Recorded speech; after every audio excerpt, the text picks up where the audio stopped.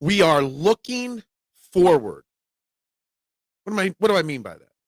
Looking forward to the second half of the Eagles season upcoming. Looking forward to how the Sixers build off of these first 4 games. Looking forward to the emergence of the now 5-3-1 Flyers. There's a lot to look forward to in Philadelphia sports. Chris Franklin joins us in 30 minutes. Trending in the AM, we are live, taking your thoughts and opinions in 30 seconds.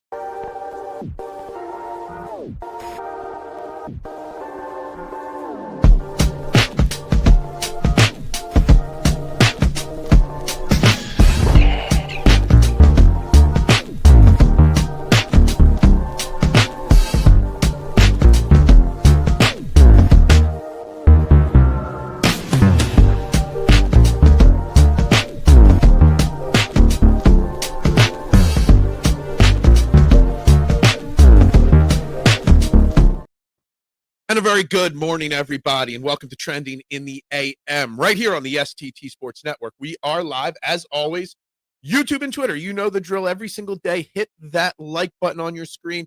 Hit the subscribe button if you have not already, and share this out. Even if you're watching this on replay, hit those buttons and get interactive with the show, and make sure you tune in live every day. It means a lot.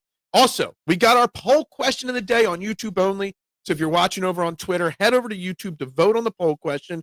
Should Jalen Hurts be in the MVP conversation, like top 5 conversation? Options: yes, no, just outside the top 5. Give him the award now. There are your 4 options on the poll question, guys. Make sure you vote right now. Obviously, yes is blowing away the early voting. We'll get to that as the show goes on. Guys, I'm Phil Stiefel, here with you every single morning. We got lots to talk about today. First and foremost, obviously, in about 25 minutes, the great Chris Franklin, NJ.com, will be coming on to talk to us about the Eagles during the bye week, the NFL trade deadline, and everything going forward for this Eagles team. So do not miss that. Chris Franklin's one of the best. Love having him on the show. So we'll have him on about 8:30 a.m. And we're looking forward today. The Sixers had a big come-from-behind overtime victory again last night to get to 4-0. So we're looking forward to the progress that this Sixers team is making. We're looking forward to the Eagles coming out of the bye week and what the second half of the season means. We're looking forward to the Flyers, who had a shootout win last night. Get to 5-3-1, I think their record is. We are looking forward on what's next for our Philadelphia sports teams. We're not looking forward to the Phillies yet. Not looking forward for what's next, although that World Series is turning into a hell of a World Series, tied up at 2 through 4 games, Toronto and LA. I'm catching little nuggets of it here and there. So the World Series has turned out to be much more exciting than I expected. But let's get right to the comments. Morning, Soldier Steve, how you doing? The Sixers were the comeback kids last night, 4-0, let's go. It was a huge guy. They look tired. They look exhausted. Back-to-back. There was definitely some interesting things last night, but they found a way to dig deep and win. Good morning, Duck. How you doing? Yes, Hurts should be in the combo for MVP. Will he get it? Maybe not. Other quarterbacks and the Indy running back. Yeah, Jonathan Taylor. We know running backs don't get MVPs. If Saquon didn't, then Jonathan Taylor's not, but I get your point. He should be in the conversation. Should he get it? Probably not if it ended right now. But I think we're underestimating how great of a season Jalen Hurts is actually having at this point. What's up, Robert? Good morning to you. Hope you are well. Adam, how you doing? Sixers and Flyers, playing good. The vibes are high. You already stole that. I already wrote that down. For the thumbnail for tomorrow, the word vibes is going to be on it. Look at that. It's like you're reading my mind. The vibes are high with Philly sports teams right now. Good morning, Little G. How you doing today? We know the G now stands for Griffin with this new thing here. Sixer did look good last night, Phil. They are godfathering me, too. They got us pulled right back in, Duck. Tyrese Maxey. We talk about Jalen Hurts' MVP campaign. I know it's only 4 of 82 games, but Tyrese Maxey is in that MVP conversation early. The dude's dropped. I think they said he's got the most points through 4 games. I forget the year, but it was since Wilt Chamberlain was the last person to put up that many points in the first 4 games of the season. Like, that's how special How special he is. Thank you. Cool morning show. This is awesome. No, we do this every single morning, Monday through Friday, 8 a.m., taking your thoughts and opinions. So any comments, thoughts, you drop them, we'll address them. That's what we do here. Welcome to the show. I would vote to give him the award now in the poll, but I didn't read all the options before I voted. Details matter, Anthony. You got to read all the answers. You got to know. That's what multiple choice is. You got to know better. But, yeah, give him the award now. I would give him the award. I think he's playing phenomenally, Jalen Hurts, right now, and has been all season. It was Bona time late in the fourth quarter, 5 blocks in the quarter. Yeah, look, I was through three and a half games. I was very down on a Dem Bona so far this year, Steve. Didn't see any growth from last year from him. But then that fourth quarter and overtime, he just took over on the defensive side of things and just performed miracles last night on the defensive side. I will say this, Joel Embiid did look better last night. Played 3 more minutes than he had before. He looked a little bit more in the flow of things, a little bit more confident offensively. Still some work defensively to do. But, I mean, in 23 minutes, he did put 25.7 rebounds, 5 assists, and a blocked shot. So that's something, too, to look forward to. 47 minutes for Maxey, 40 for Edgecombe. That's over 40 minutes every game for both of those guys. You kind of could see Edgecombe look a little exhausted last night. First time he's ever played a back-to-back in the NBA. They said on the broadcast, he never played one before in his career. So you could see a little bit of exhaustion from him there. And it showed a little bit, but he still had the energy there. He was still playing at a high level. And we were going up against the Wizards last night, who had another one of those high-end draft picks, Trey Johnson, that not many, and most people, it was argument between, Ace Bailey or VJ Edgecombe or trade up for Dylan Harper. Trey Johnson was in that distant conversation at that spot. Should we take him? Few people said we should, but he didn't look anything special. Right now, VJ Edgecombe is your rookie of the year. Right now, Tyrese Maxey is your MVP. Yes, it's 4 games. Maxey and VJ together are just electric. Throw in Quinny Grimes in there. And just wait till Jarrett McCain comes back. Wow. I was surprised Embiid played. Well, he didn't play the other game because it was the back-to-back. Quinny Grimes, baby. I've been very critical of him. So far, another huge game last night. And it wasn't just the points. It was the rebounds, the assists, the defense. 3 steals and 2 blocks last night. He was a plus 19 last night. Quinton Grimes, not just offensively punch-wise, but defensively was excellent. Didn't draw unnecessary stupid fouls. Sixers' legs were dead. They couldn't close out on shooters. They could use some length. And they're getting that length back, Keith. And the Sixers' legs were dead. And they still found a way to come from 19 down to win it in overtime. So that just talks about the resiliency of this team. And you got Watford back last night. He didn't look like much, but it's his first action of the year. Didn't play in preseason. So there's that. Barlow's now out. Paul George will be back. So there will be length and more help defensively coming because, let's be honest, the defense right now is the weakness of this Sixers team. But it'll get better, I hope. Joe is conserving energy on D and saving his knee for when jumping is an absolute necessity, like celebrating a Dem Bona's block shot at the end of the game because he jumped 7 feet in the air for that. Embiid is playing for his final contract somewhere else. He sees we are building on a younger player. Joel Embiid, I will give him so much credit through 4 games. It's only 4 games.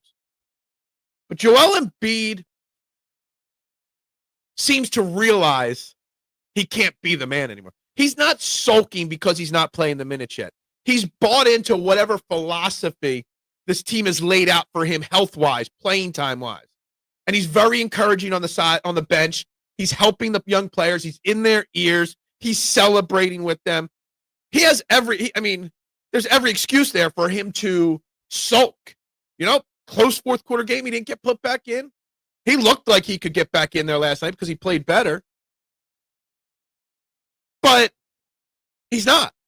The maturity level from Joel Embiid at this point is something that I'm very impressed with. So that's a good sign. But anyway, the resiliency, back to with what I was saying to Keith's question. or comment. The resiliency this team showed last night. It's different. It's a different vibe. And it's making me look forward to where they're at. No, Joel Embiid is still a scoring machine when he's in the game. I mean, 23 minutes last night. I went over the stat line. 23 minutes, 25 points. He took 17 shots. He was tied for second most shots on the team with only 23 minutes. Knocked down 50% of his threes. Still was able to grab rebounds and dish out some assists last night. I'd like to see less than 3 turnovers from him in only 23 minutes. But it is what it is. He is still an offensive scoring machine. The offense just doesn't have to roll directly through him at this point. Without Bona, the weak side defense is pretty bad until Theo Bona showed up. Theo.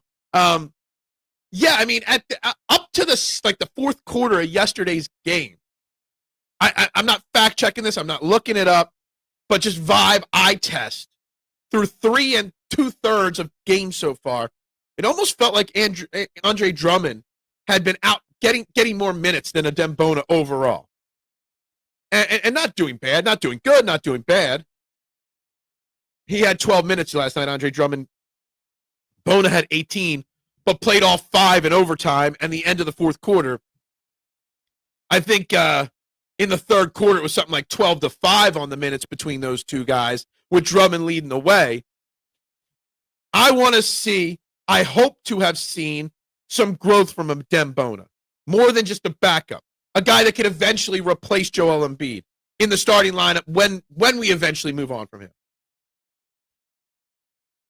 And, I don't know if you guys heard it. There was not my man, Boogie Cousins putting out there that the Sixers probably are thinking about life after Joel at this point. People are spinning it that he's talking about that they're going to trade him. You can't trade Joel. It would cost so much to trade him that you can't. But they're planning on that future. And I think they hope it's Bona. But before the fourth quarter and overtime last night, we hadn't seen that growth. Jalen Hurts is the second quarterback in NFL history to complete 70% of his passes with 15 touchdowns and 1 interception in 8 games. The only other to do it was Drew Brees. He finished second MVP that year. Anthony got into it with Reality Check or TMZ or whatever you want to call him on YouTube comments last night. How he says Jalen Hurts is not even remotely in the MVP conversation. He's just completely nuts. We went over the stats briefly yesterday. I mean, he is on a career best pace in every category but passing yards. And basically his passing yards are like a few yards off of his career best. So let me tell you something. He is without a doubt playing like an MVP caliber player right now. And not just because the stats are there, it's the way he leads the team. I saw that video drop of him doing the clapping, getting his players ready, and then doing the clapping in the locker room afterwards to celebrate the win. His leadership. He's setting all-time best records in leadership ability this year. Nobody brings what he brings to the table on a given day. I mean, everyone wants to compare everything to 2023, right? The collapse of 2023. We lost 2 games in 5 days, basically, right? But this isn't 2023.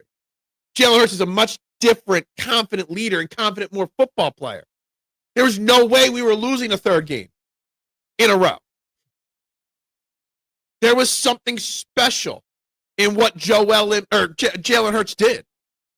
The problem right now, if you're an NBA head coach, how do you defend the Sixers now? You need a plan for when Joel is in. You need a completely different plan for the current personnel. I think it's a fair question. It's a fair comment. It's a fair thing. The Sixers play a running, fast offense when he's not out there. And then it slows down when you need somebody that can guard Joel. But how many minutes is Joel going to play? It's a very difficult matchup, the Sixers, for everybody. And look, they're 4-0. They haven't played any amazingly great teams yet. They got the Celtics again on Friday. But again, I'm still not putting realistic expectations on this Sixers team. Again, last night, I just watched and enjoyed the basketball game because that's all I want to do is enjoy the ride this year. Bona has 0 offensive games, 0. Any talk of him replacing. Oh, I get it. I agree, Keith. And I'm the one typically not overreacting to backup centers or backup quarterbacks for that matter. The city loves backups, whether it's the quarterback, the center, just the backup to the stars. And I was the one telling people to pump the brakes on Paul Reed, Charles Bassey, all these guys in the past. Telling people to pump their brakes on Tanner McKee. But the way they talk about it, Adem Bona, you would think he's the next coming. If Jalen was on any other team, he would get the MVP, no doubt. I mean, there's a narrative there, Adam. It's the Eagles hate. Plain and simple. Marky Mark. We've got to work on getting you in here. I hear people are looking to have me on with Phil. Is that true? Guys, this is Mark Muscatelli. Mark with a C. People seem to like Mark. I don't know why. I mean, he's a damn fine, good-looking Italian man, but, I don't know. Hurts also has not thrown an interception in his last 12 home games. Tying the all-time record held by Aaron Rodgers. Well, now we got to break that. I don't want to be tied with Aaron Rodgers for anything. Hurts is with that Jordan brand. He is learning leadership roles from the GOAT. Absolutely. He surrounds himself in the offseason with the Jordans of the world, the Bradys of the world. Guys that are great. And he's learning. He's already great, but he's learning how to be even greater. He's not satisfied. And that's what makes him special. Jalen is a unique individual, and there needs to be a new award named after him. The second part's very, sarcastic, I think. But I think there is something with that first line of your comment here, K1, and good morning to you, K1. Jalen is a unique individual. He is a unique athlete. He's a unique player. He's the epitome of, I don't care about my stats. I just want to win. If you need me to throw 300 yards, I will. If you want me to hand it off 40 times, I will. All I care about is winning.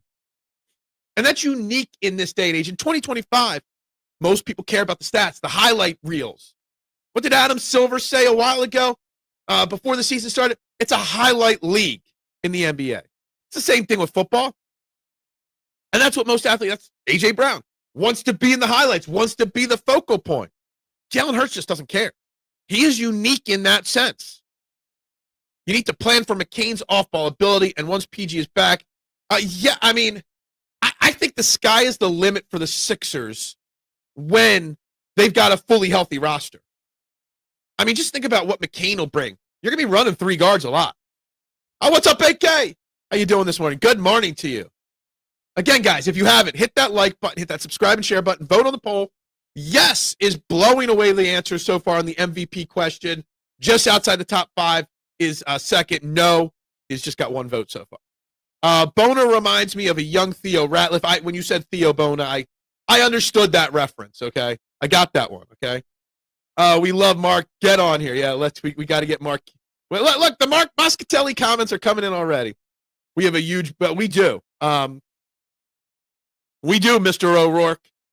It would be even bigger if we shot 17 under, but, only 3 TOs, turnovers overall for the Birds this year. Only Super Bowl contenders put those numbers up through 8 games. Absolutely. And that's what sets us apart from the other contenders. Tampa Bay, Detroit, I guess Green Bay. We'll find out next week about Green Bay. Hurts has 2 interceptions last 26 games. It's the fewest ints ever by a quarterback in any 26-game stretch. Well, I mean, backups probably have less than that because they don't play, but I'm just kidding with you. Look, you're never going to get me to say anything negative about the guy, but I will be critical when necessary. But there's nothing to be critical right now on the Jalen Hurts front. Did you really say the sky's the limit for the Sixers? It is the limit. The sky is the limit. They can't, look, no expectations. But they're fun to watch. They're energizing. They play with heart. They play with hustle. They play unselfish basketball. You got young athletic role players instead of old, dried up has-beens. I love Jalen as MVP, but at the moment, my MVP is Drake May. I don't know if Drake May's proven himself enough to be ahead of Hurts in the conversation. Right now, Jonathan Allen's ahead of him, even though he won't win it. Patrick Mahomes, because he's Patrick Mahomes. Josh Allen, because he's Josh Allen. Indiana Jones has got to be in that conversation as well. Baker Mayfield's got to be in that conversation. I think it's still a wide open race. But Drake May's in the conversation, just on the outside for me right now. He should be in the conversation. I hope he gets slighted again. Motivates the man even more. I'd rather be Super Bowl MVP than the... Absolutely. And you know what? Jalen Hurts probably feels like that as well, Big Al. Jalen Hurts doesn't care about individual success. And again, that's what makes him such a special player and so unique, to use K1's words earlier. He's unique because he doesn't care. He just wants titles. A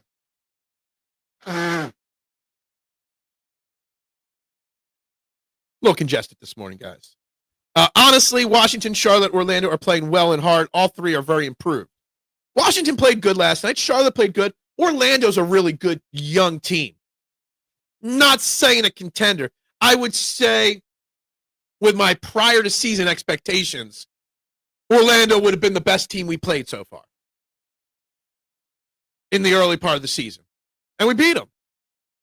He can't help himself. Who can't help himself? What?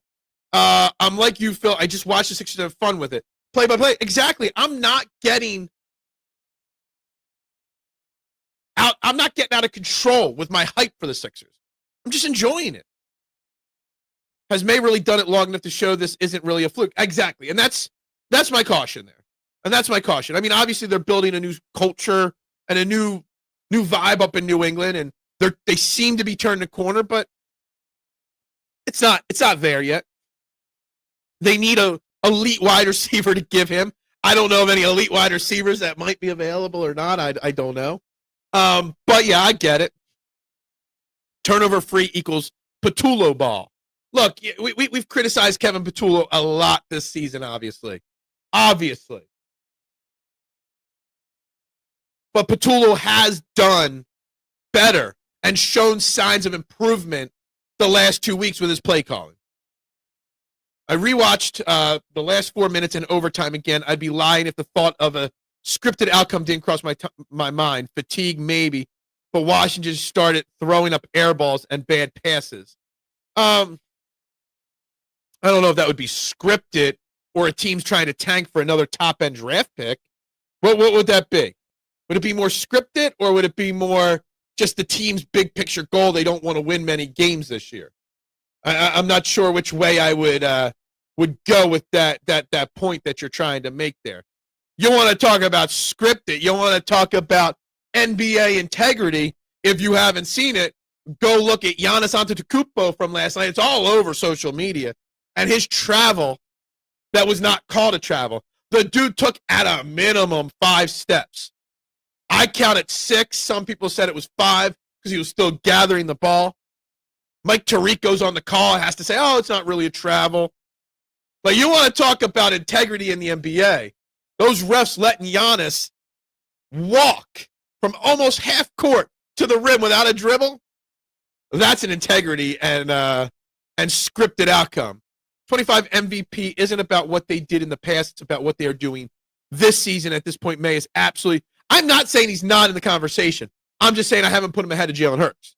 Maybe he'd be right on level with Jalen Hurts. Maybe he'd be just a tick below. If Hurts is 5, then May is 6. And I won't lie, Steve. I'm also judging this and conversing on this because outside of highlights and box scores, I haven't watched a Patriots game yet. So maybe I have to watch. Maybe I'll find the Patriots this weekend on the TV. And I'll give him more of a look so I can properly comment on Drake May, if that's fair. Jalen Hurts has the 5th best interception percentage all time and 65.1% completion, 17th best in NFL history. I love that you just keep pumping out great Jalen Hurts stats constantly here, Anthony, because it just proves every point I make about him. Maybe the air balls was something betting on the game list. Maybe. I doubt it.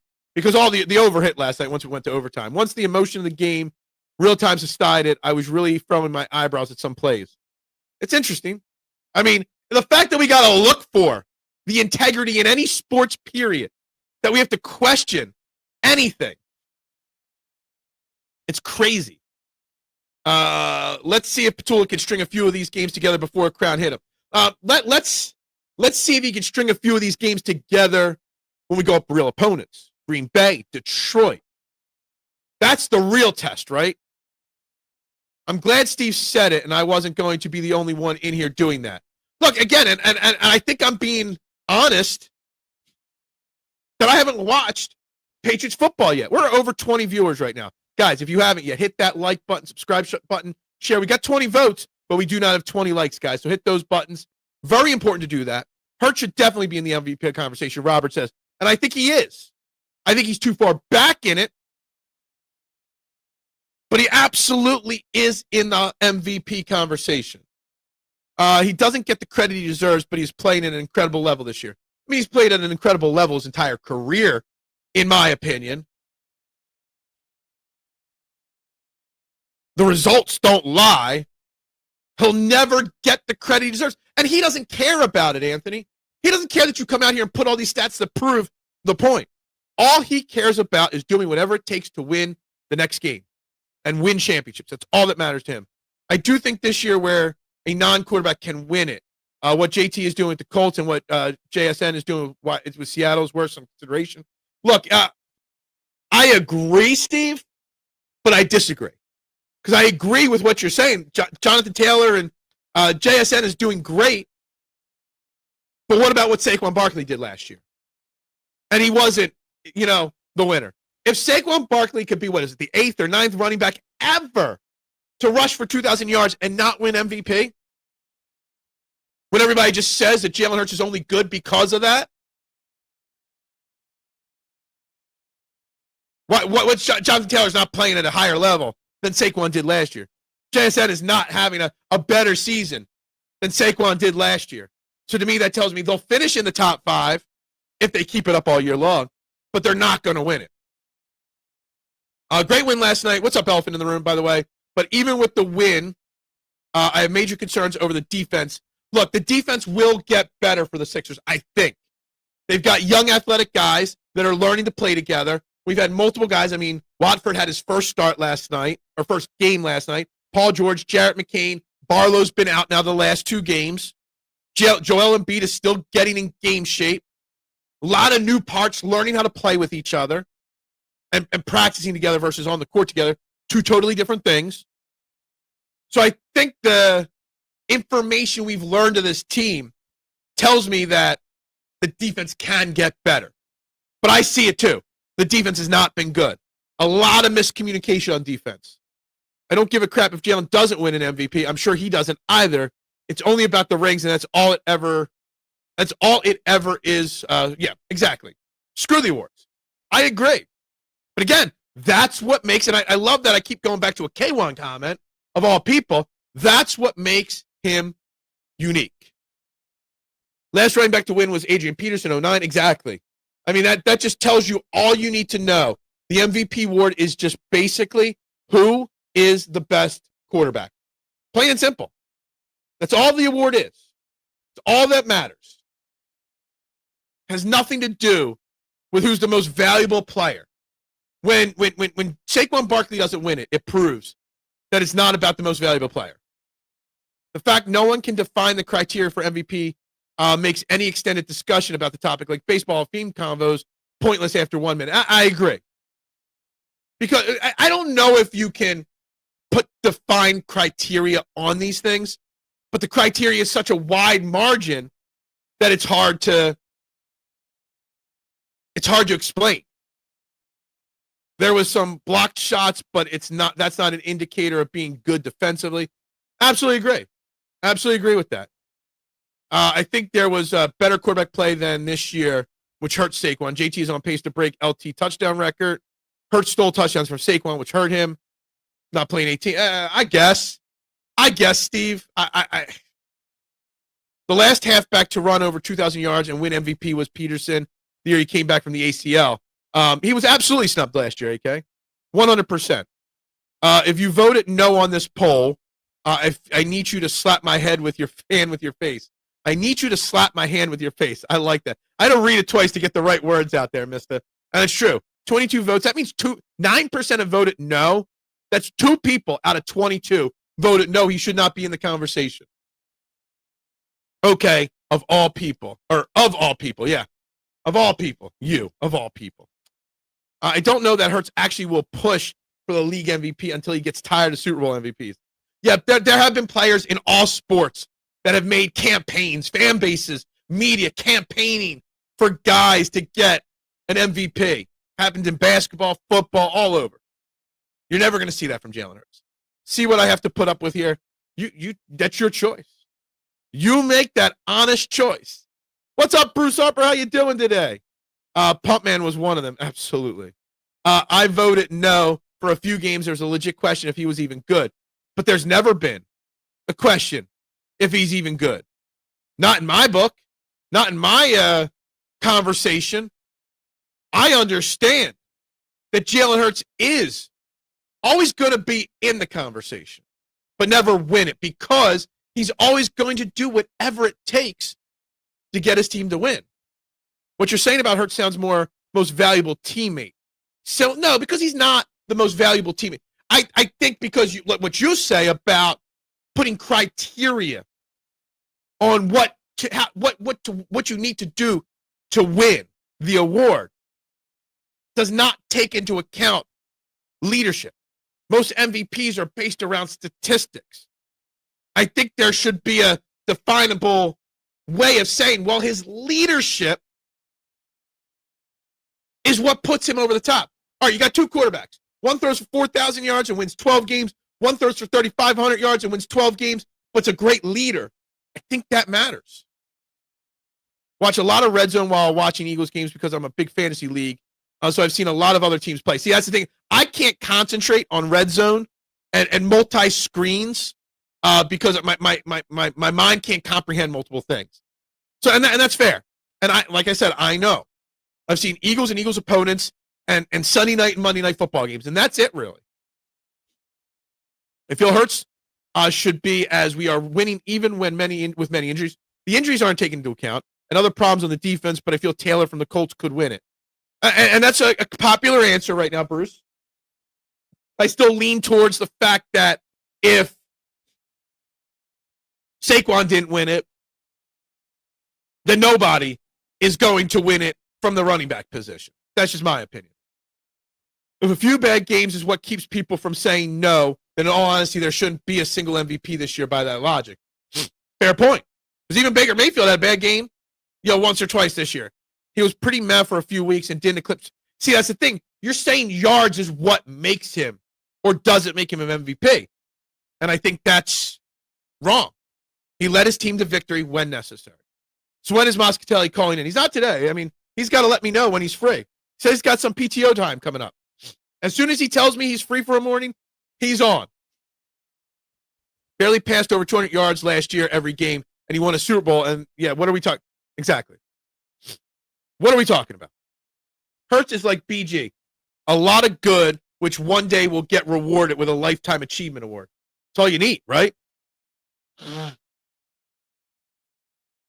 all you need. A lot of good and a lot of championships. Always being in the position to win a championship. Eagles are in running for 1 seed with poor defense and no running game. Hurts is absolutely one of the top MVP candidates. I don't think people realize how many injuries this team has faced. To be 6-2 with the schedule we have faced? No. Well, you're just a hater. You're just jealous that Jalen Hurts isn't your quarterback. I fail to see how those two things are related. What, the 200 yards? Taylor from the Colts. We've been having this conversation for about 10 minutes, and a lot of people have mentioned JT. I just fail to see how he wins it if Saquon didn't last year. You're probably right, as I don't think about it, but even maybe Goff or Jones. I mean, Indiana Jones is obviously in the conversation. Jared Goff should be in the conversation. There's a lot of guys. We're only 8 weeks into the season. There's a lot of football to be played. There's a lot that has not been determined. But to think that he's not part of the conversation Jalen Hurts is asinine. Because you just said there's a few games he didn't throw for over 200 yards. You don't need to throw 200 yards. You don't need to throw for stats. Don't matter. The wins are what matters. The NFL has turned the MVP into a quarterback award. We just have to accept. Exactly. I don't know if we'll ever not see a quarterback winning at this point. But he's not a quarterback, Jonathan Taylor. You need to put up stats to be an MVP of the league, which I get that. I get that. I think that's wrong. It's not Offensive Player of the Year. Offensive Player of the Year is a statistical award. MVP is who is most valuable to their team. You take Jalen Hurts out of Philadelphia, there's no telling what Tanner McKee. He might put up the stats, but he might not lead. He might not command the respect and the attention. All right, guys, real quick. Let's do a quick reset here, guys. If you have not yet, hit that like button, hit that share button, hit that subscribe button, because joining me now on the I Have No Sponsor hotline, one of my favorite, one of the best, my good man, Chris Franklin, NJ.com. Good morning, Chris. How you doing today? Hey, doing great. How about yourself, man? Thanks for the invite. I'm doing fantastic. I know you're doing well.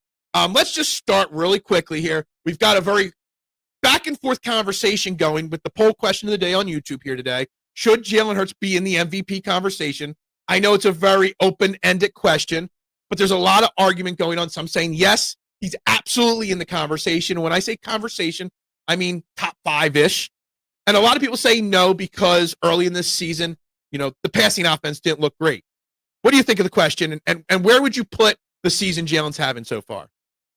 I think he is, but I don't think it's towards the back end. It's that fringe part because of, I think when you look at the MVP voters, and we've seen what it used to be like the AP people, they'll look heavy on stats. So right now, they'll probably look at Daniel Jones because of what's going on with the Colts and their record, what's down at. It sounds like a curse word saying this sometimes, especially in Philadelphia, but Dak Prescott's, the numbers he's putting up. Now he's going to fade out because the Cowboys are going to go back as well, too. And then you look at the other quarterbacks that are going to have Patrick Mahomes. You can't leave that Patrick Mahomes and Lamar Jackson because, if you say that, oh, my goodness, what are you doing? You leave it out. You get this on that. So you could put him in that conversation, I think, and it's actually legit numbers because how many times have we heard beforehand it's been Jalen in terms of, oh, he's only in the thing because he's got the rushing touchdown, he's got the one, but no, he's the back end. If they continue to win, and if he continues to perform like the last 2 weeks he has, I think he could seriously be put there. But it's a lot remains to be seen if this offense can be consistent enough to be mentioned that for the time being right now. Absolutely. And I get all that, and that was my argument. You bring up Dak Prescott's name and stuff like that. That it's not the Offensive Player of the Year award. That's the statistic. To me, I think the MVP and the Offensive Player of the Year award kind of are messed up. You know what I mean? Like, the stats matter. There's more to it than just stats to me with the MVP, and that's why I always put Jalen Hurts in that conversation because like Jalen Hurts, I think he's a unique player that the stats don't matter. He does so much else that should keep him in that conversation all the time. And the weird thing is, it became, I don't know, I forget what year it did, but it really started to become the MVP became the quarterback award. And then the Offensive Player of the Year award was, okay, everybody else. Because right now, the only reason I didn't put Jonathan Taylor in right now because the MVP is so much of a quarterback award now. Because if that's the case, Jonathan Taylor, Salem's own, he should be the one that's the leading thing, but because of that. But you think that, you take it away, but the way they go, like, it just feels like, and I've known this happen in one instance, at least 1 year, that it happens to be that a lot of these guys, they have there are a lot of reports out. They go, oh, wait, I got a week left. I got to do this. And they start looking real quick and start looking like, okay, who has this? All right, well, it's not fair a lot of times. That's interesting. That's a very That's a very interesting way to look at it. I never thought of that aspect of it. All right, let's get to the Eagles, though. You were at the game on Sunday, obviously, covering the game. And the theme of today's show is we're looking forward to the next half of the Eagles season, the Sixers and the Flyers and whatnot, and their bright futures. I'm having trouble valuing the win against the Giants because the Giants are obviously not a very good football team. They've got some energy, but they're coming off a bad loss. You have the big Cam Scatterboo injury that just deflated the team, but we did smoke them. So how do you value how the Eagles beat the Giants and honestly that their last two games Like, what kind of a value do you put on those victories there? I think when you look at the Giants, I think the biggest takeaway is the offensive line, which can't believe you're saying this, but the offensive line is better because when you look at individually who they had to play, I, I know he had help with Landon Dickerson on a few of those blocks, and that broke off for Saquon Barkley, but Brett Toth held his own, at least against when you look at a guy like Dexter Lawrence. Like, and I'll be honest, I'm like, oh, here we go. It's going to be there's going to be a lot of pressure on it, and they should just roll the pocket out, roll Jalen out because of the pressure. He held his own and did all right. So it gives me hope when you look at down the line. I think see Cam Jurgens come in there and be inserted there. I think they'll be fine. The kids are all right. They'll be fine on that. So I think you can take that away from them. And I think you can take the fact away that I saw some different looks in terms of the route trees, in terms of the way the wide receivers were used. And it shows the progression of Kevin Patullo a little bit, and he's getting a little better. He's starting to get in the bag a little bit more. So I think that helps out and looks a little better. And it's funny because Kayvon Thibodeau said, "No, they stole some things from they stole some stuff from the Denver Broncos to help the run game." Mm-hmm. Good. It means he's looking around. It's not like he's going like he's adapting. He's able to adapt to it sometimes because sometimes we see these offensive coordinators and they got their egos and they go, "Well, if that was Adam Gase in there, we're looking like he's going." No, I'm going to wide receiver screen and everything, blah, blah, blah, blah, and then it'll be boring and it'll be awful, and then who knows what the score will be a lot closer to where it is. So I think he's evolving a bit. There's still some room for improvement, but it looks considerably better in what he used in some ways too. So I look at those two things and like, all right, you know what? Everything's fine. Defensively is like, once Gadaboo left out, I was like, I was going to ask you about that. You were there covering the game. Like, I haven't talked to anybody that was in the stadium yet for that game, like on both sides of the ball. When that injury happened, and I had a double compound fracture in college playing football, I know how the journey he's about to embark on. I know all about that. But the vibe killer for the Giants, for the even I was sitting here doing a live stream, and I'm watching the game. I'm like pulling my headset off, and I'm like, I can't hear the crowd as loud as normal. Like, that's got to be such a deflating thing for his teammates, but also just the whole energy of the game, right? Yeah, I didn't have the compound. I just had mine went like that. I was playing some throw, and it's like in the twirl, the ligaments and stuff. So I saw that. I was like, I almost puked. And I was like, it's like, oh, flashbacks, and it was that one too. And then at first, everybody didn't know what was going on. He's like, oh, he's down there. And then when he lifted his leg up to show, like, then it's like, oh, and then it just got real quiet. And that pressure room must have really had like one of those like moments there, right?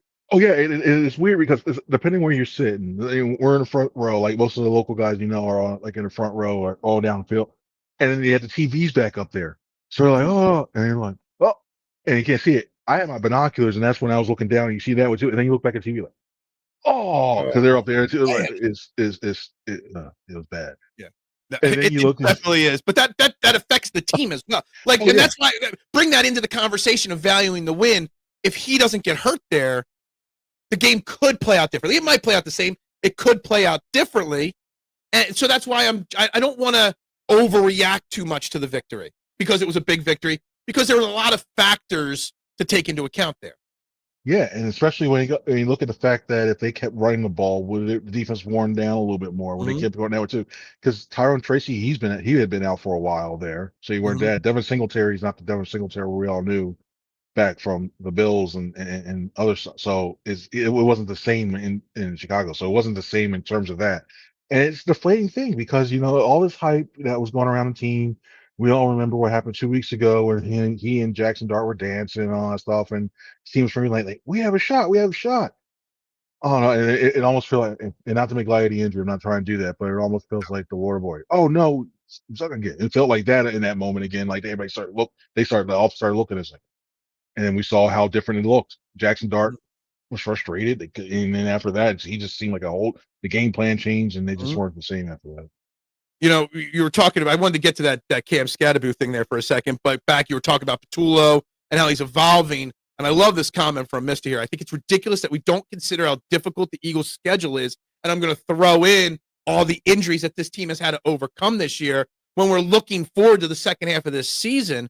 I know we come out of the bye with two really difficult games, and then it lightens up a little bit. I don't think people understand how impressive this start of the season is, with all the different circumstances, throwing in a brand new play caller and Kevin Patullo again into the fold, just how hard it is to get to 6-2 with this schedule and all the other adversity they've had to face. It is, and usually give like 3 games into it. Usually, if it was like the four preseason games, it would have been like 2 games where you wanted to see everybody still trying to get used to the new play call style, the new flow of everything else. I think the biggest question for me and seeing some of the stuff on there was still like the concepts, like you're running ends and digs, and it was I don't say it's too vanilla, but it sounds like it was the same call. And I know it's funny that quote that hearing beforehand saying, we heard Nick earlier in the year saying he talks with Kevin was like, if it's working, just keep going over and over again. It's like they really bought into that. And defense was like, well, if you're going to do this, we're going to continue to play you that way as well too. So and it really stopped them. So the best thing that happened for them was that passing attack really taking off, because now all of a sudden you have to respect it again. You can't play too deep all the time now. You can't crowd the line with eight people around the box. It's really difficult to do that. And we remember when this offense was really going last year, you can do that. So I think overall, like that Packers game, that's tough, especially on that one. But now and then you got the Packers, then you go right to the Lions after that. I mean, that's a killer schedule right there. Like, yeah, you have to consider going 1-1 their next 2 games a big win. Like that's huge if they can even go 1-1 there in that stretch. Yeah, and you hope and it's weird to say this, but you hope the one is the loss to the Lions, because I think the Packers, you're going to be facing them for the rest of the season. I think for that 1 seed, which is critical, especially it's an older team. It's a lot young in some spot, but you got some older guys like Lane. You get Saquon could use the rest later on in the season, stuff like that. That 1 seed will come very handy. So I think that's one of the things they need to try to obtain in this one too. They're in a decent spot right now, and given this way this division's shaping out, they break the curse, but still, do you want to be the second? Do you want to be the third? I don't think they'll drop it all the way to 4th, but you get better for that. I get what you're saying. 4th. Obviously, the bye week's coming at a great time with the injuries and stuff like that this team needs to get healthy. Even Jalen Hurts, I was watching his press conference on Monday. He just looks beyond exhausted already through 8 weeks of this season.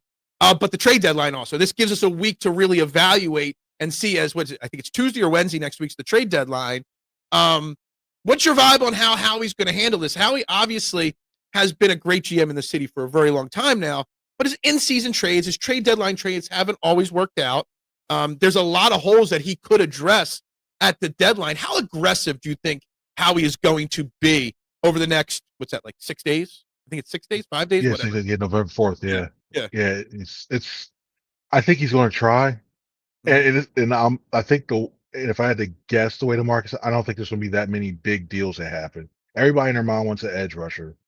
Well, the Bengals, Trey Hendrickson, the Bengals are like that fantasy football team that you have all the guys. They're like, their record is bad, but they really like their players and they don't want to move them.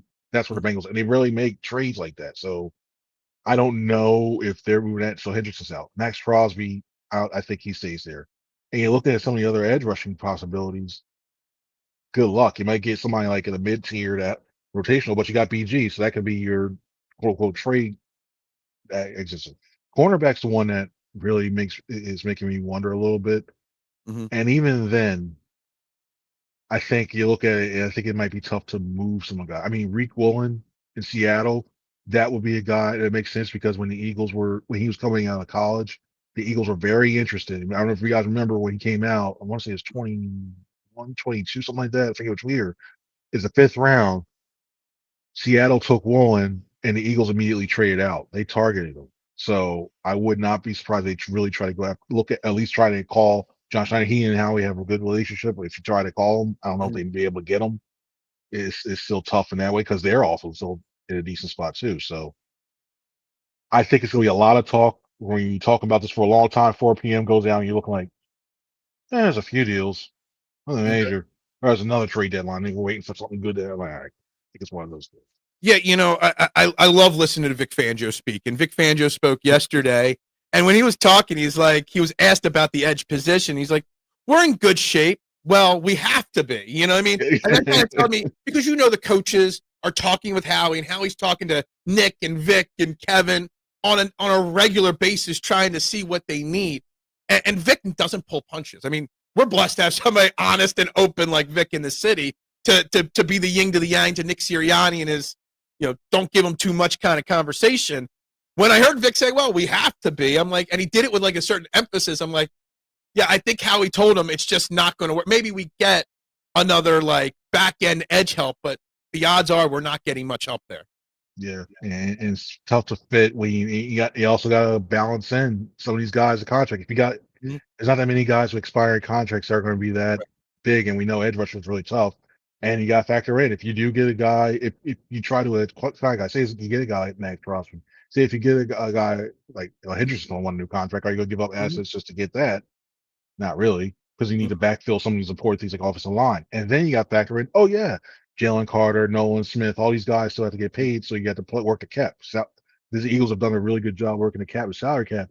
Some guys just like if you sign them, it's going to explode it, and you really have to reassess where you're going to go from some of those spots. So yeah, it's some very tough decisions, and it's rough to do that. Also, it's only basically you may have to get a rental guy-ish, but even then, you're probably looking at a corner or a defensive back help in terms of that. Marshawn's asking, do you think any of the other contenders that we're battling with, we don't see the Eagles making that big, bold move, but do you think anybody is going to make any, like Green Bay already made their big, bold move with Micah Parsons right before the season started, but there are teams, Detroit, Tampa Bay. We're constantly hearing not just about the edge market, but the wide receiver market, which we'll get to in a second because of one name that, whatever. We're going to make some jokes about that. But to answer Marshawn's question, do you see anybody else making a big, bold move here in the next 6 days? I think the 49ers. I can see that because I think, and there's only so many times, and there's only so many times you can use injuries as an excuse and doing that one. I just look out there like Shanahan and everything else, and he needs something. They've underperformed the last few years, and he needs something to do that. I don't know if he gets fired. I don't think he gets fired, but he doesn't want to going into 2026 getting the hot seat. He wants to do that, and the West is kind of it's a decent division, but are they a dominant team to get into to be in an NFC Championship type situation? So you got to balance that. I don't know, but I see them trying to make a move there.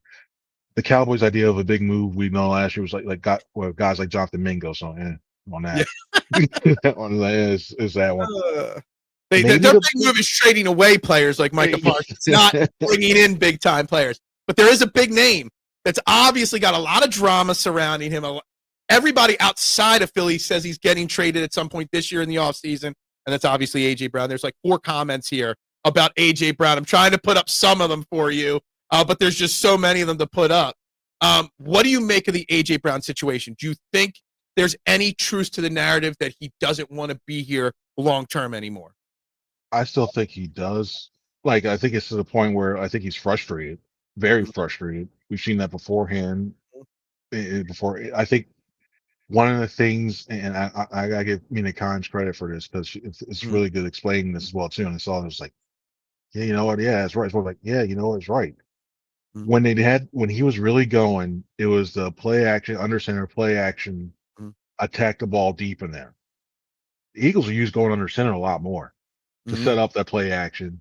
So that one too. So I wanted to try to appease him. I think you look at the numbers, because you look at his trajectory. I think when it's all said and done, he's going to be and it's tough saying with Harold Carmichael and Mike Quick. I think he could make a serious case that he's like one of the best wide receivers to come through this one. Even T.O., even though T.O., I left T.O. off because it was a shorter stint. And I think he's going to be. I think he's going to be here. I think AJ's going to be here that following year. I put the asterisk, if the passing game looks like what it did the last 2 weeks. If he start to go down to tackle him, involve him more, I'm not saying to target him only. I think he goes at the whole trade deadline. No, that's not happening. Even if we saw Carson, the dead Martin with Carson Wentz, that's not happening on that one too. The off season, if it somehow looks like 2023, they collapse, the offense is not moving, and then AJ says I'm done. I put some credence into that, but I think if they at least get, I don't want to put rounds or anything like that. If they look decent offensively, if they get to if they make a decent run in the playoffs, I think he's back, and they make some changes and they go some other changes. I mean, I think even in the offseason, even if he wants out, I don't think Howie would let go of him unless another GM, obviously, he's going to be linked with New England, because of his link with Vrabel from Tennessee. Unless somebody called and offered Howie like an insanely crazy, like, let me give you a first and a second round pick and a young cornerback, unless they're like literally throwing the world at Howie, I don't think Howie would. If some team called Howie and said, look, AJ wants out, we'll give you a third round pick, Howie's just hanging up the phone, is what I kind of feel. Yeah, because then you look at the replacement value, and even then with the first round pick, the Eagles did it to the Titans. Traylon Burks, in pounds or anything. Yeah. There's no thing. It's hard to find guys who are able to affect the game the way that he does. You have to cloud over him. We have reached times coming defensive, like even you have Devonta Smith on one side, they cloud towards AJ Brown because they respect him that much. You can't find that many people that are just like that. So even with a third, I think even with 2 firsts, because it depends on the team too. Unless it's a team that's horrible, which wouldn't need them because they're pretty much out of the running by the time they're not going to be in a playoff situation, what have you. They're not going to give them the draft has to do that. It's not the purpose. So if for me, it's Patriots bust. We know how much of a Patriots fan he was. I don't think it gets that unless things get really bad for the rest of the season and they just look awful. We got a couple more AJ comments here. One, that AJ's tired of the false narratives. AJ Brown stuff is divisive. Isn't some of the drama with all, we know he's not getting traded. It's just not happening. But isn't some of it his own fault for the way he is a diva wide receiver. Most elite wide receivers are. Do we just have to accept that this is how AJ Brown will always act in his time here in Philadelphia, and whoever will be the next team he plays for down the line? This is just how he is, right? It comes with a position. It comes with a position every time. I've been preaching this for a while on this show. It's just T.O. was a diva. Jerry Rice probably was a diva. There wasn't social media back then. Randy Moss was a diva. All elite wide receivers are divas, right? Because if you're better than, if you're one of the best, you can embarrass the defensive backs, and that's the big thing. They want to. You got Moss. How many times have we watched You Got Moss just because they embarrass the defensive backs for that? When you have that ability to be able to do that, and you know that you're good enough, you want to be part of that. You want to get the ball, not so much to say all the targets are going to me. All the mentality is like, I want to be target. I'm open every time. We always know I'm always open. Even though you have all that stuff for it, he wants to be part of it. He wants his name. Like he's put up enough stats now. He's got the Super Bowl, which is important. The second one would be big on that one too. He's looking Hall of Fame stuff now, and he does. And he's still pretty young for that. Yeah. He's still at time, but this is a good start because we've seen guys like to back it. Like if they think it early on, he's got a good trajectory. We could get it talking to media so much. It's like he's a surefire first ballot Hall of Fame, second that. If he continues to stretch, he's going to be that. So I think he's cognizant of that. He's also very smart in knowing what he's doing too. And he's a journalism major. He knows what the media goes that way too. And it's a matter of also too, I think it's not so much the core reporting, like the core reporters that are around the team all the time. I think it's when you see the offshoots, the AI generated stuff, and then he reads that, then sometimes may react off of that. That's a part of that too. But he does the quotes and the stuff he puts out after games, stuff like that. That definitely contributes, but that comes with the position. And until we see somebody doing push-ups outside their house, or we see somebody starting to, I don't know, if Brandon Graham has to jump in because he's trying to wrestle Jalen Hurts or challenge Jalen Hurts, a la another situation that happened back in the early 2000s. Yeah, I think it can be worked out. Nope. We got breaking news from somebody. Chauncey Gardner-Johnson signed with the Bears here. I didn't see that. Black Friday. There you go. I was just gonna say that. That is good. You think faster than I do there. Look, we got lots of questions. We can't get to them all. I do want to ask you one more really serious question. Obviously, you cover the Eagles, but you also cover the Giants, the Jets. You do a lot of work for NJ.com, but obviously in another sport, the NBA has had in the last week a lot of controversy with, integrity because of the gambling situations. Do you think football is doing a different or better job at making sure this doesn't happen? Because we've obviously seen some issues in the past with Isaiah Rodgers, was suspended for a year, linked with the Eagles there. So Do you think there's any difference there, or do you think that there's a chance that some of these big integrity issues we're finding out with gambling and DraftKings and all these sports books, do you think that there's ever going to be a black mark like that, or is the NFL handling it in a better situation so that won't happen here? I think the best thing, and it sounds weird, the best thing to have in the league is that they nipped that in the bud early and they started looking at that stuff and the beakings. Because I think a lot of times, I think, because we all know the baseball's there's always been something around baseball. What happened, the White Sox and all that stuff. But I think when there wasn't that technology back then, I think that or when they busted all those guys early and sent that message saying you're suspended for a year, and if it's even worse, they'll put you in the commissioner's list indefinitely. I think it's solid there. The temptation is going to always be there, but I also think it's that the receivers are the only ones I can really truly think of. Receivers and running backs, but even running backs, I'm not slowing down and getting hit in my helmet just because I'm going to get somebody to say, "Oh, I'll throw you $50,000 to get your running your under." Wide receivers, we already talked about how they want the ball at time and they even catch it. I don't want to get targeted to keep dropping the balls or I go under. I don't want to get that. I think inherently in the game and the sport of nature is tough to do that as well too. So I guess a quarterback, if you're like a fringe quarterback, you could purposely overthrow targets and stuff like that. Wasn't there a movie about that? Wasn't that the Paul? I missed his name. Paul Crew. Yeah. Sorry, I don't know. I should know that right off the top of my head, but I did not know that. Obviously, Paul Crew. There we go. Yeah, exactly. So it's obviously something that's been on my mind a lot this week. We've talked about it all week long in different aspects. Yeah, the longest yard. Exactly. They've done it twice. They did one with Burt Reynolds and then with Adam Sandler and Burt Reynolds the second time. It's just been something that's on my mind because I used to be a big gambler, sports bettor. And I find myself struggling to do it because I'm doubting the integrity of sports at this point. And so it's been on my mind a lot this week. And I think inherently, I think some of the teammates will start going to the guys as well too, because it's basketball is easier. We've seen it happen, Donaghy and all that stuff, and the way the officiating gets in there. Some of the officiating this past weekend made me wonder, like, but I say that I kid and jest on that one in that aspect. But I think football, some of those guys are coming like, yo, you're killing us. It's too many pieces and too many people not to hear stuff. Too many players not to hear that. Basketball, they can get away with it a little bit more. Not only just the referees that happened previously beforehand, but the unders and stuff like that. I think it's easier to get to those guys. Too many guys. If somebody sees like, wait a minute, you're trying to do this bad. You seen running this route and stuff. We've seen you do this before. No, I think somebody, lack of better words, I think somebody would snitch and say, hey, look at this guy. We're doing this. But hockey, we know it's not going to happen. It's tough to do that there too. I think basketball, baseball, those are the two ones that I think it's a little bit easier. Football would be you'd have to keep an eye on the officials. It's a great point from Duck here. Because the officials obviously and officiating in sports in general is under a very, very strong, microscope right now because of these kind of things as well. And we keep stats. I mean, there's stats on refs right now on what they're doing against the spread. You got stuff that much out. You got that stuff out there too.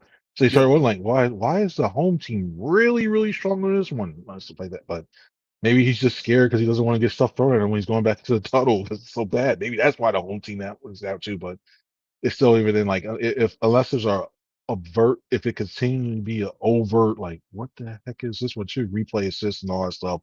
Yeah. Evenly, but I don't even understand replay assist, honestly. Like even this past week against the Eagles Giants game, so many things were replay assist. I'm like, I didn't know you could replay assist so many damn things in the NFL. And it has to be before 20 seconds before the play clock too. That's another thing too. So that's why I think a lot of times we usually wait. Like, why do they wait so late? Well, they have up to 20 seconds on the play clock to make that change before they can actually to use a replay assist on certain things. And I think it may expand and come in the next spring meeting. It might be some other stuff they might add to that too, because they just want to get the flow of the game and then coaches challenge stuff. So that's why if it seems like it takes forever, like why they wait till the last minute to do replay assist? Well, they have that much time allotted to them to make sure they got the stuff that they're allowed to check the right way. All right, I got to wrap this up with you. Get you out of here. You're on your PTO this week with the bye week. Marshawn has asked like 97 times. I don't know why this question is so important to him. He wants to know if you think LeBron James has ever seen The Godfather. He's asked it like 40 times in the comments section right now, but we'll wrap up this really great interview with that really random question, which I have no clue why that means so much to Marshawn. I think it's this. I think LeBron will be a Scarface guy, and somebody goes, why haven't you watched The Godfather? I think it probably was like 4 years into his league. why have you watched your Scarface, quote Scarface, why have you watched Godfather? You know, man, I'll watch it. And he seems like the type of guy to be like 40 minutes in, man, Yeah. he's not Tony Montana. Get this. This is like, I don't want to see Tony Montana. Get this out of here. No, I like that answer. That's a great answer. So what do you got on you got some PTO this week? You said you just enjoying the bye week. Are you doing anything with the Giants or Jets this weekend that you got to look forward to? You're off this weekend. Out. The bed is my best friend. I'm going to be like, I'm like a recharge chamber. I'm just going to sit there like, probably, I feel like, I'm going to be like Dracula, just keep on Halloween theme. I'm sleeping. That's a great way to spend things Halloween, honestly. Yeah, absolutely. Well, thank you very much for your time. Get back to sleeping. Get back to enjoying your time off. And I appreciate your time this morning. No problem. Thank you. Appreciate it, man. It's always fun. So, man. Always fun. Great, Chris. Have a great day. You too now. All right, that was Chris Franklin on the I Have No Sponsor Hotline. Again, guys, make sure you like, you subscribe, you share. Marshawn, I got to find out why you cared so much about that question, but it was a great answer from him as well.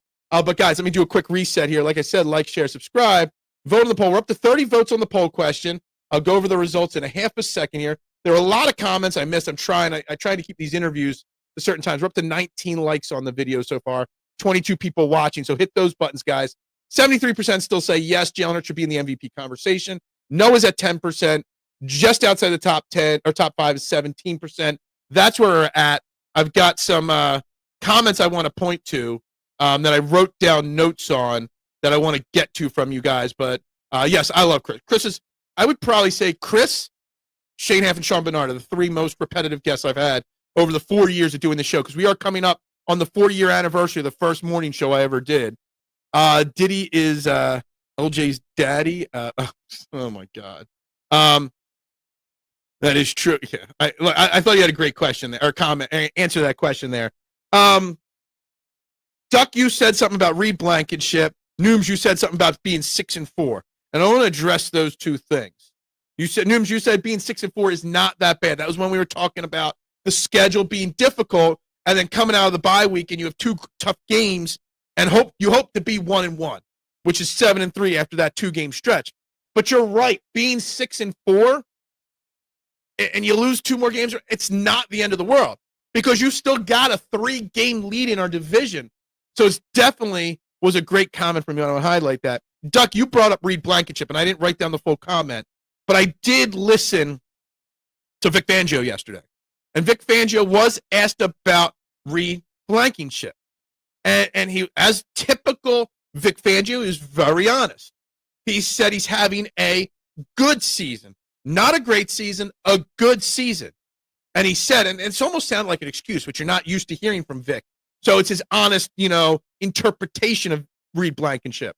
And he's like, he's playing with rookie next to him.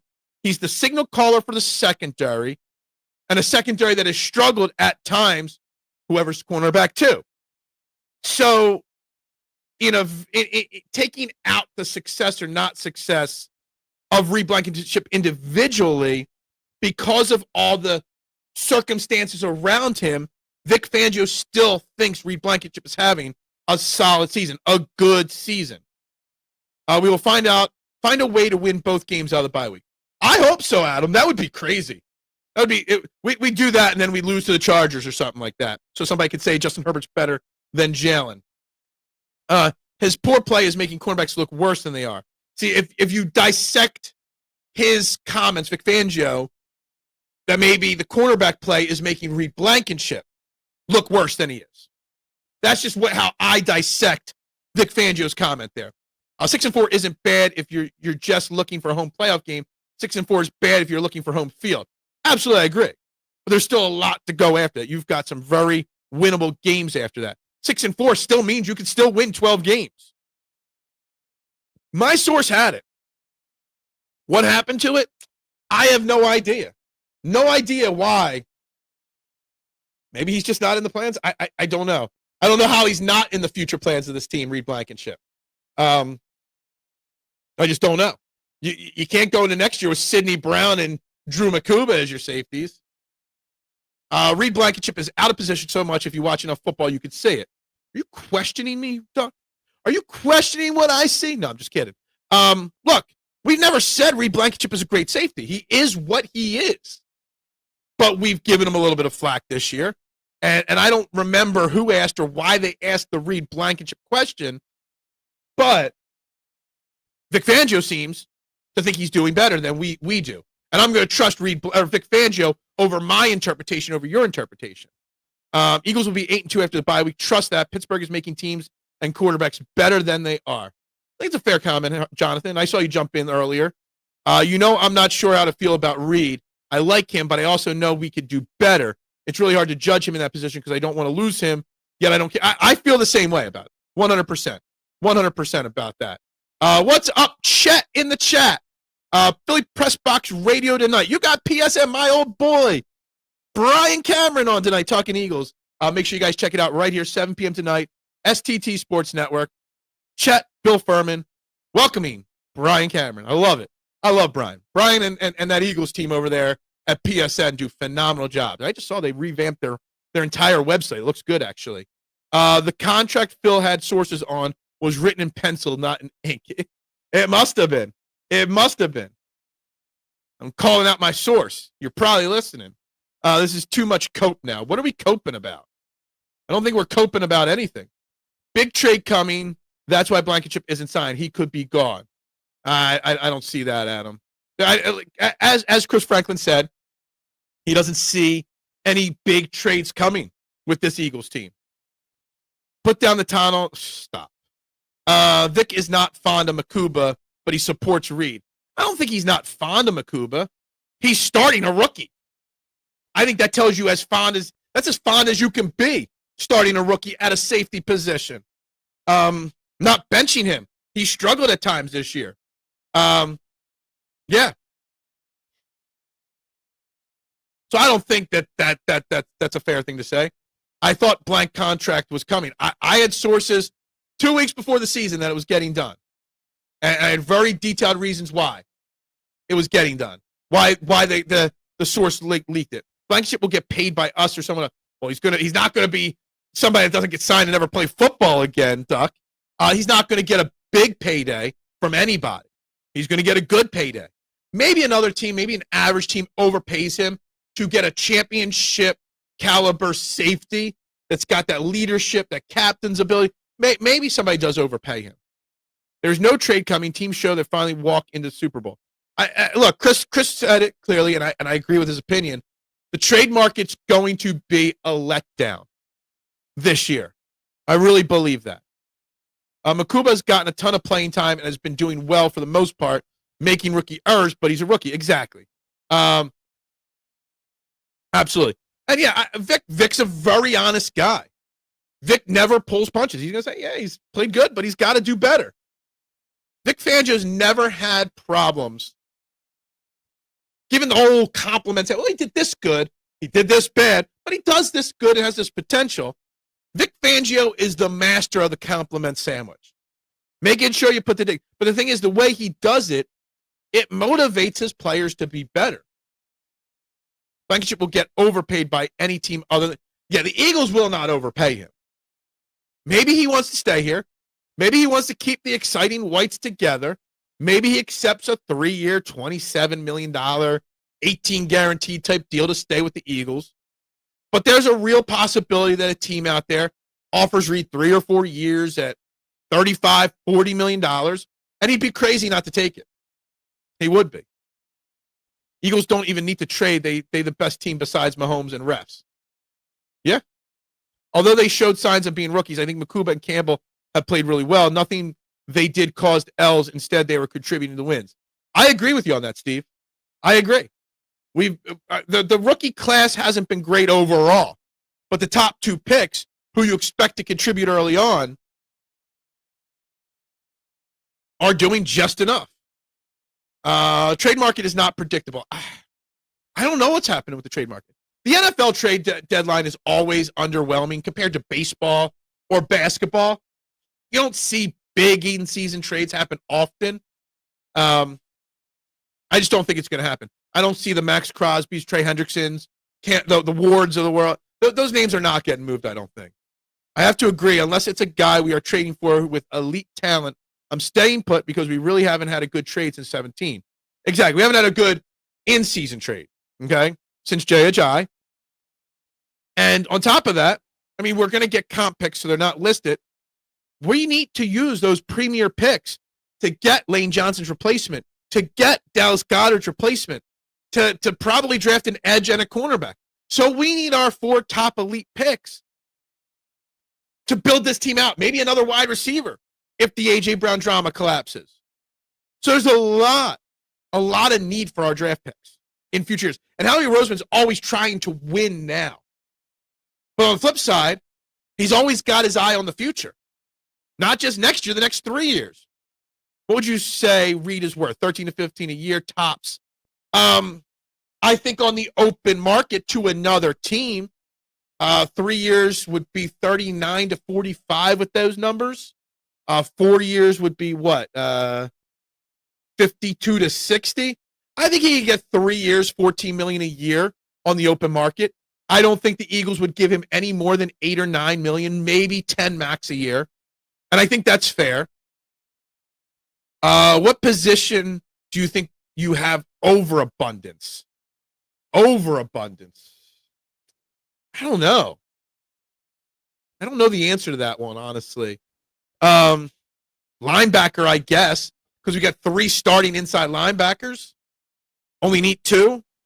Quarterback, we've got an elite quarterback and an elite backup quarterback. I guess wide receiver, A.J. Brown, Devontae Smith, Jahan Dotson. We have our Lane Johnson replacement. His name is Fred Johnson. Yeah, I don't know about that. I love Fred Johnson. I love that they're using him, K1, more in jumbo packages and stuff like that. But I don't know if I'd go as far as to say he's his replacement. I think Lane has another 2 years left minimum. You still need more offensive. Well, if you're not drafting Lane's replacement this year, then you're drafting that 6th starter. Because, again, I've talked about it a lot. We had a great offensive line last year because we had 6 starters. When guys missed time, we had a guy that could start in Tyler Steen to slide everybody around. You don't have that elite depth. You've got depth, but not elite depth. For context, Russell Westbrook allegedly said LeBron is fake and lies too much, and he doesn't believe LeBron ever watched The Godfather after LeBron claimed it's his favorite movie. Okay, so it would make a little bit more sense you asking that, knowing the context. It would also make a little bit more sense if you asked it when I had a basketball guest on yesterday, not a football guest on today. There are plenty of middle teams that no fans know little, and a player from the Eagles will sell seats. And that is part of it. It's not just player from the Eagles selling seats. It's them convincing themselves. He's been to 2 Super Bowls. He's won a Super Bowl. He knows what it takes to win. He'll make our defense better because he knows how to win.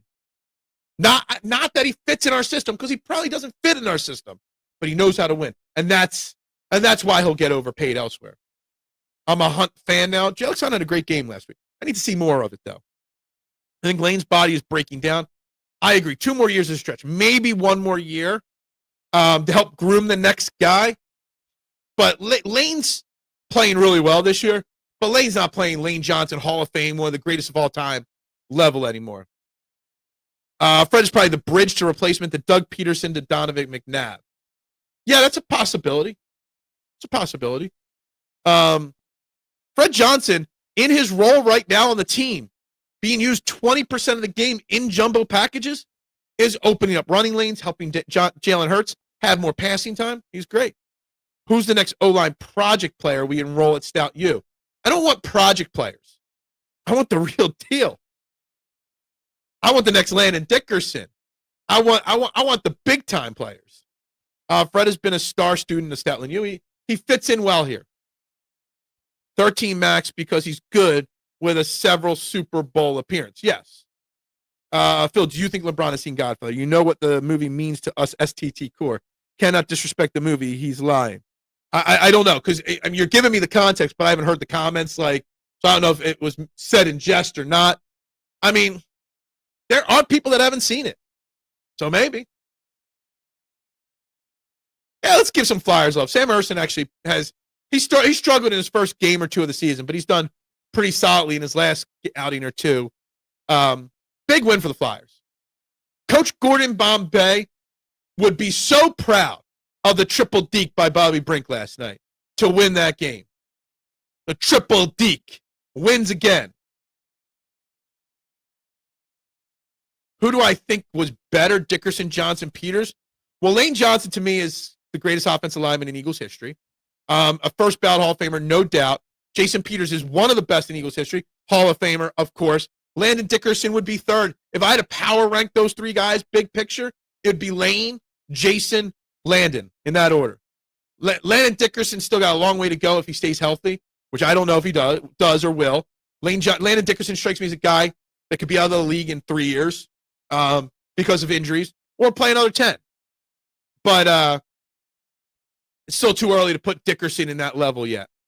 I know it was only one game, but if Toth keeps playing at a high level with Cam out, do you see any way he threatens Cam that starting position? I doubt it. I guess in theory, Cam could go back to guard if you needed to.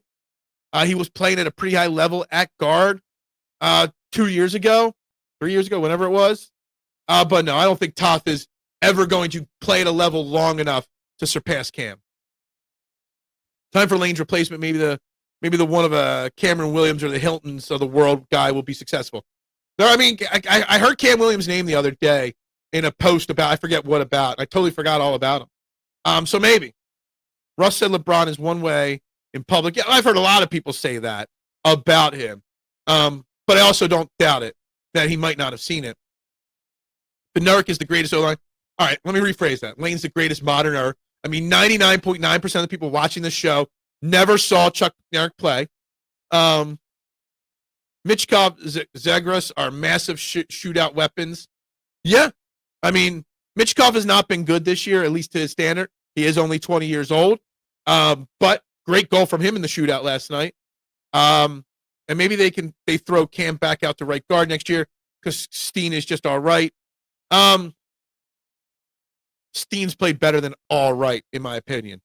Tyler Steen, all things considered, has been the most consistent offensive lineman on this team this year. Zegers has been amazing. Such a great move to get him. A lot. I mean, even somebody like Bobby Brink's having a really good season. There's a lot of the Flyers are like the Sixers, where everyone's stepping up and playing their role so far. Everyone's putting on a lot of heart and hustle. Goldfinger, very good. About 2/3. How can you be 2/3 in? It's just watch the whole thing straight through. Phil, if Blue Jays win the World Series, do you think the NFL plays in Toronto again? They used to with the Bills. Well, there's going to be expansion at some time in the NFL. The question in Marshawn is, do they expand in the U.S.? Where else do they expand to? Would Toronto be on, if you had to name 5 cities that they could potentially add teams to? Sure, Toronto would be on it. Would they be in the top 2 of that? I mean, expectation? Probably not. When this league goes to 18 games, I feel a few more teams will be at it.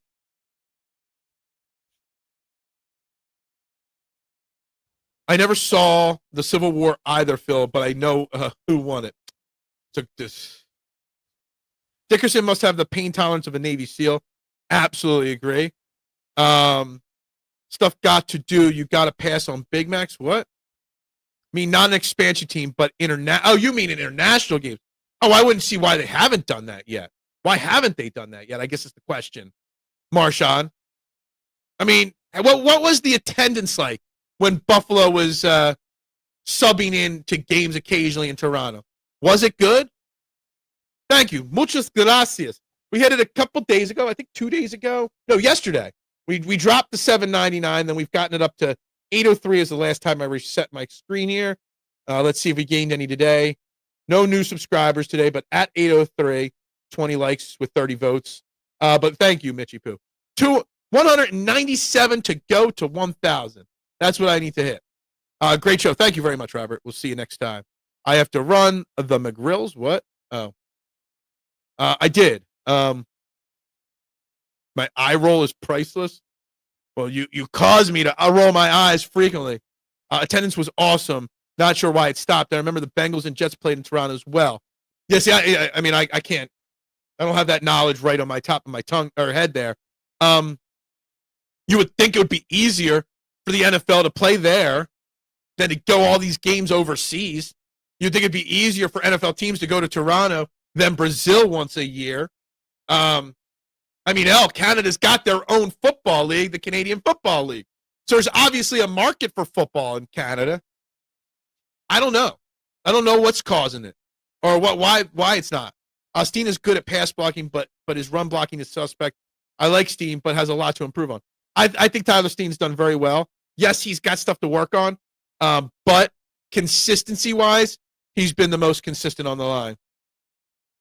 You're not what? Are you not allowed to tailgate in Toronto? Why? That's crazy. Phil, do you like martinis? I love martinis. Give me a Vesper. Okay, that's my number one. French martini number 2. 803. Thank you very much. I appreciate that. Still grinding that 1K. I mean, I'll always ask for you to subscribe, like you as in the listener. I'll always say like, share, subscribe. But once I hit 1,000, then I'll stop with the 3,000 posts a day on social media. Mexico City, much later down the line. I think there's a market in Mexico for it. Current political relationships is making the decision more difficult, probably. Shaken, not stirred. 66 more, yeah, for you. Don't ever change, Mitchie Poo. Anyway, we got to start the wrap-up process here. Time to get to work today. Time to make the dough, so to speak, as they say. What's on top? I don't have a guest for tomorrow or Friday. I'll see what I do. I'll see if I can pull any rabbits out of my hat for some cool guests. I got a guest lined up for next week. We'll announce that when we get closer.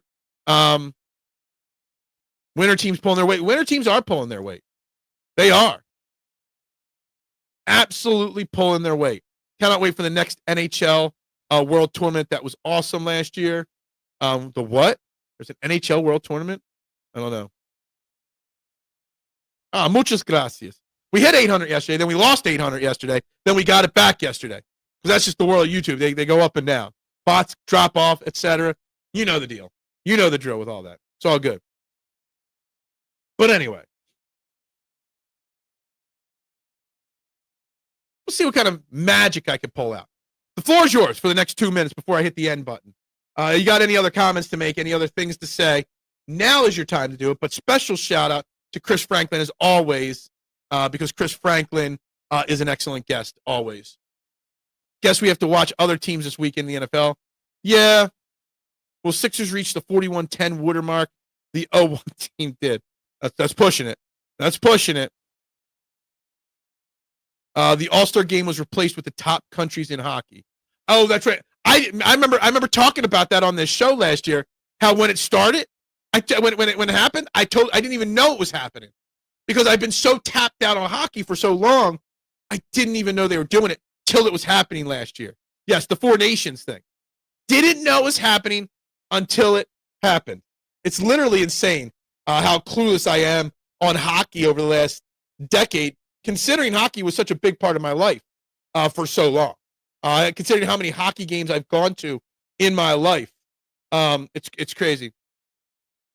Wooder. Do you not like my Wooder pronunciation? Shout out to the Union. Good luck this weekend. Absolutely. Absolutely. Four Nations is awesome. You put like a little laughy emoji when you first said it. So I didn't know if you were being serious that it was awesome or not. Wooder. What's wrong with Wooder? That is what it is. It's Wooder. That's how you say it. Plain and simple. Everybody likes pizza. Anyway, I had a great pizza last night. We went out to a local restaurant. Wooder. That's just how I say it. I can't change my way of speaking. Thank you, Adam. Every show's a great show. Some shows are greater than the great shows, but every show's a great show. And when you get great guests on, like Sean yesterday and Chris today, makes them even better. Took me years to say Wooter. I still say Wooder when I'm tired or angry. Yeah, if I think about it, I say it better. Like if I'm watching my pronunciation, that was my singing lessons back in the day. You know, you got to enunciate your words and you got to say your T's and your R's properly. But yeah, what's in the Wooder in Pennsylvania? I don't know. No idea. Clearwater, Florida. Yeah, exactly. That's an accurate statement. All right, guys, time to hit the end button. You all have a great day. Stay tuned. Let's see what I can bring up for tomorrow's show. Obviously, we'll talk more Eagles, more Sixers, more Flyers. But let's see what I can pull out of my hat for tomorrow. Never said Wooder in my life. Well, you're just too cool. Anyway, everybody have a great Wednesday. We'll talk tomorrow. Same bat time, same bat channel. Yeah. Yeah. Maybe we'll dive into Joel Embiid a little bit tomorrow. And realistic expectations for him. Maybe. We'll talk about it. Maybe. Everybody have a great day. We'll talk tomorrow, guys. Go Birds. Bubbles up.